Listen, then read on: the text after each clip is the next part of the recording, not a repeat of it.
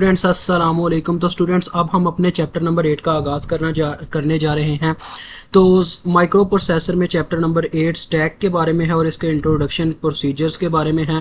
तो चले आए हम इसके प्रोसीजर समझते हैं और स्टैक समझते हैं। स्टूडेंट पहले बात मैं स्टैक के बारे में करना चाहूँगा, ठीक है। हम स्टैक को इसके अंदर स्टडी तो करेंगे, लेकिन मैं आपको डायरेक्ट C++ से रिलेट करवा के याद करवाऊँगा। याद करें स्टूडेंट्स, जब हमने डाटा स्ट्रक्चर एंड एल्गोरिथम का कोर्स पढ़ा था तो उसमें हमने ये चीज़ स्टडी की थी कि स्टैक होता क्या है। स्टैक मतलब कि क्या एक गिलास की मिसाल है, मतलब कि एक ऐसे डब्बे की मिसाल है जो सिर्फ ऊपर की जानिब से, टॉप की जानिब से खुला हुआ है, बॉटम की जानिब से बंद है, यानी गिलास की तरह ही है।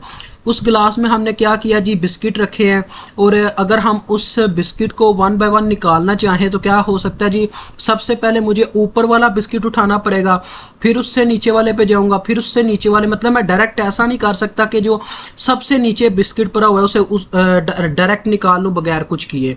तो ये चक्कर है। आगे देखें डेफिनेशन में वो क्या कहता है जी, वो कहता है The stack segment of a program is used for temporary storage of data and addresses, यानी कि हम स्टैक सेगमेंट को इस्तेमाल करते हैं अपने प्रोग्राम के अंदर टेम्पोरेरी तौर पे अपना मतलब कि डाटा और एड्रेसेस को स्टोर करने के लिए। स्टूडेंट आपको याद होगा हमने जितने भी अभी तक कोड लिखे हैं सब के अंदर हमारा सिंटैक्स क्या था, .stack 100 hex। वो क्या करता था जी, वो आपको भी सी टॉपिक के अंदर पता चल जाएगा। देखो वो कहता है कि स्टैक जो है वो 1 डायमेंशनल डाटा स्ट्रक्चर है, ये तो हमें पता चल गया, ये 1 डायमेंशनल है। और दूसरा टॉप वाली बात मैंने आपको बताई है। जिनको नहीं पता, मतलब ये मेरी बात नहीं समझ आई टॉप वाली, वो DSA के कोर्स को ओपन करके हमारे चैनल पे जाके देख सकते हैं कि हमने स्टैक को स्टडी किया था, उसमें मैंने पूरी डिटेल से बताया हुआ है कि स्टैक है क्या। ठीक है जी, आगे देखें वो कहता क्या है, वो कहता है आइटम्स आर एडिड। देखें मेरे वाली बात आ गई है। वो करता है आइटम्स यानी कि चीज़ें इसमें ऐड की जाती हैं और रिमूव भी की जाती हैं from one end of the structure using a last in first out technique. इसका पता है स्टूडेंट क्या मतलब है? देखो जब मैंने अपने मतलब किसी डिब्बे की बात ही कर लो, डिब्बा नीचे की जानिब से बंद है, उसे ग्लास की शेप वाला डिब्बा समझ लो, ठीक है। नीचे की जानिब से बंद है, बस ऊपर की जानिब से ओपन है। तो क्या करता हूँ जी, मैंने पहले सुपर का बिस्किट रखा, फिर उसके अंदर अपना प्रिंस का बिस्किट रखा, फिर उसके अंदर क्या ले कोई भी और बिस्किट रख दिया। फॉर एग्जांपल मैंने रख दिया ओरियो का बिस्किट रख दिया, फिर मैंने क्या किया जी, उसके ऊपर अपना कैंडी का बिस्किट रख दिया।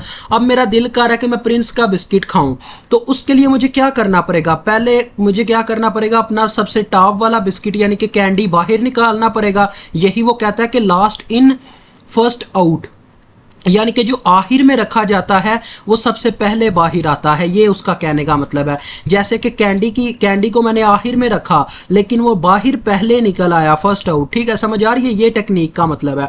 तो इसी तरह से मैं मतलब कि अपने प्रिंस बिस्किट तक पहुंचने के लिए फिर ओरियो को भी बाहर निकालूंगा, फिर उसके बाद आ जाएगी अपने प्रिंस की बारी, तो प्रिंस मेरे पास आ जाएगा। अगर मैं सुपर खाना चाहूँ तो प्रिंस के बाद फिर से मुझे अपना सुपर बाहर निकालने को मिलेगा। देखो आगे क्या वो कहता है, वो कहता है the top of the stack is the last edition to the stack, यानी कि जो टॉप होता है ना हमारा स्टैक का, वही हमारा मतलब कि आखिरी एडिशन होता है। समझ लो जैसे मैंने आपको भी अभी बताया स्टूडेंट्स, मैंने लास्ट में कौन सा बिस्किट रखा, कैंडी, तो वही मेरी स्टैक का टॉप है।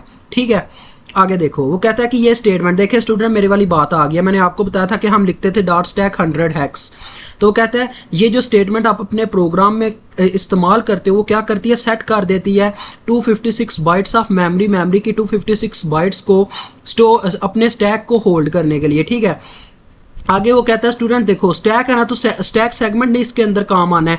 तो SS से आपको याद होगा हम स्टैक सेगमेंट को प्रेजेंट करते हैं।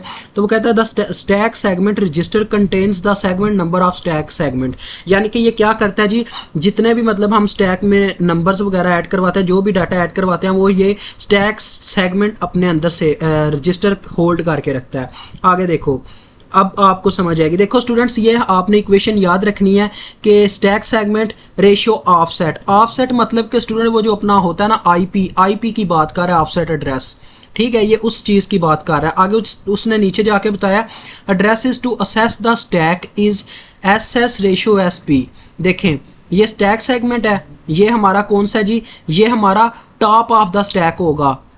ठीक है, स्टैक पॉइंटर इसे कहते हैं, इसका स्टैंड है स्टैक पॉइंटर और इसका स्टैंड स्टैक सेगमेंट। ठीक है जी, तो आगे आ जाए, वो कहता है क्या, इनिशियली बिफोर एनी डाटा और addresses have been placed on the stack, यानी कि कोई भी डाटा या एड्रेस रखने से पहले किसी स्टैक में जो एसपी होता है हमारा, मतलब कि स्टैक पॉइंटर होता है, वो क्या करता है जी, ऑफसेट एड्रेस को मेमोरी, क्या कहता है जी, contains the offset address of the memory location immediately following the stack segment, यानी कि वो उस जब भी हम मतलब कि कोई स्टूडेंट अभी डाटा रखने वाले ही होते हैं तो क्या करता है जी, स्टैक पॉइंटर क्या करता है, वो वाला जो उसका एड्रेस होता है, जब हम वो अपना डाटा सेव करवा देते हैं उसका एड्रेस डायरेक्ट मेमोरी को बता देता है, भाई उसने ये चीज़ रखी है, उसी वक्त स्टैक सेगमेंट उसके थ्रू जाके उसको मेमोरी में डाटा बता देता है।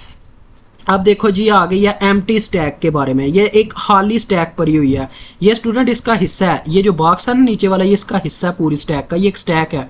देखो जब हमारी स्टैक खाली होगी तो उसका एसपी के अंदर मतलब स्टैक पॉइंटर कहाँ पे होगा, 0100 पे, यानी कि जो हमने कोड पढ़ा 100 हेक्सा को, उसको 4 नंबर में प्रेजेंट करने के लिए आपको पता है हमें इस साइड पे एक 0 बढ़ाते होते हैं, क्योंकि 4 नंबर से मिलके हेक्सा का नंबर बनता है। तो वो कहता है beyond the end of the stack, यानी कि क्या होगा जी, स्टैक के बिल्कुल नीचे होगा जब हमारी स्टैक खाली होगी।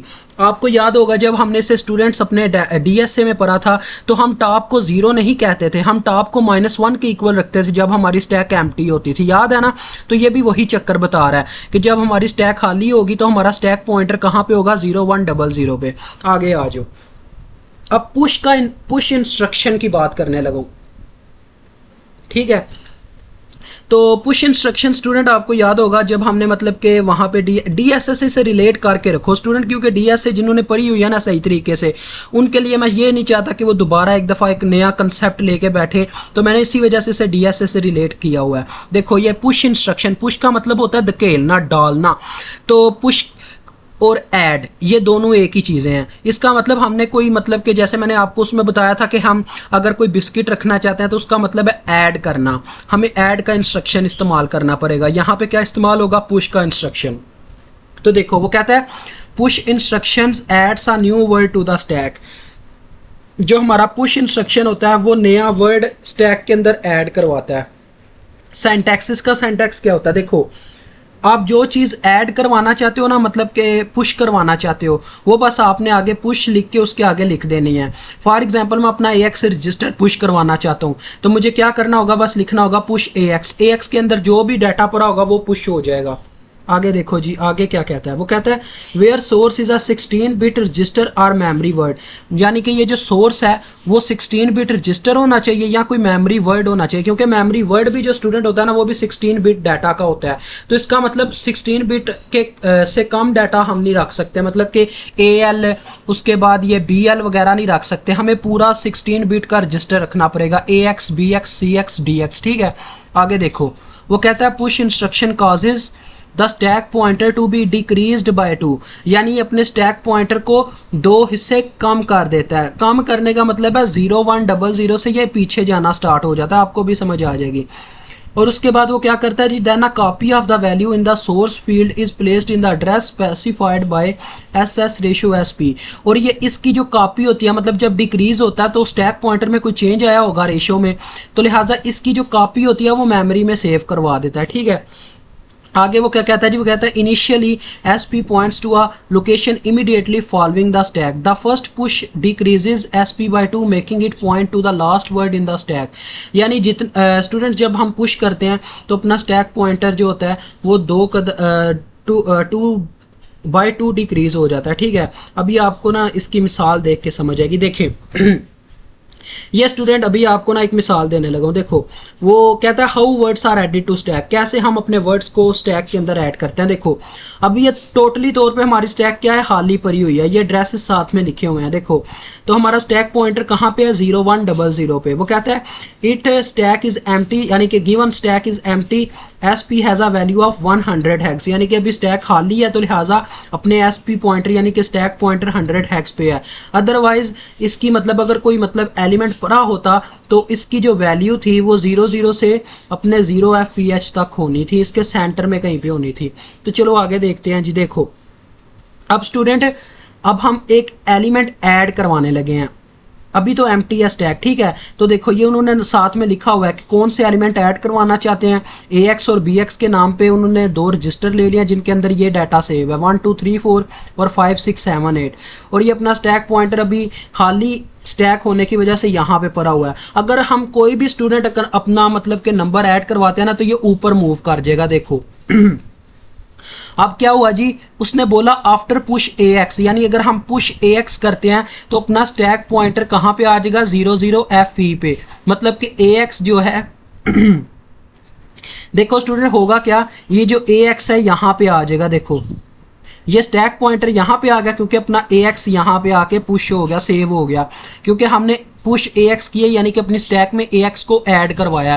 तो ए एक्स यहाँ पे पहले आके उसकी वैल्यू सेव हुई, ठीक है।